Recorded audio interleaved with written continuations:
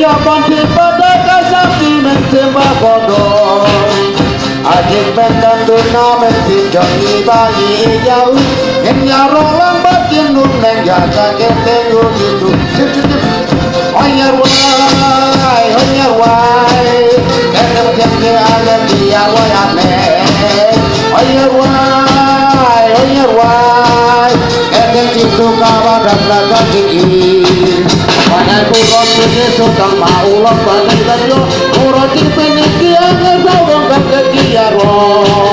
Wada pesan eya kabada kacinta bumensi Waya kaci sabahane kuya yalo nongeni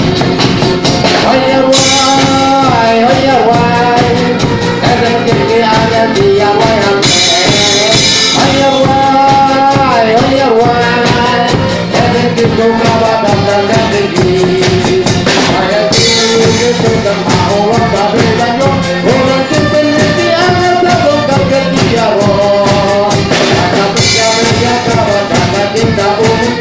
Saya koci sawahane dia ya lonang beti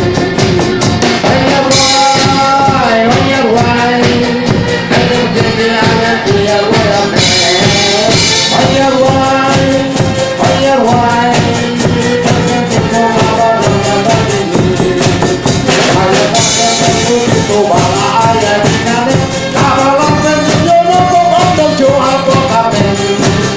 Kengin jadi ujitu jitene Omiyo Orang tentunya aja tuh Dua coba tinggal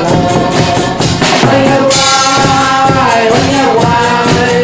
Kalau jadi ada dia wayane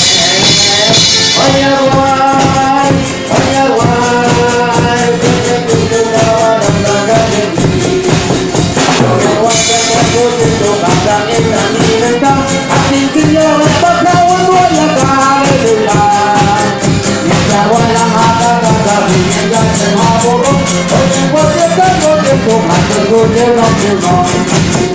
Oyar wai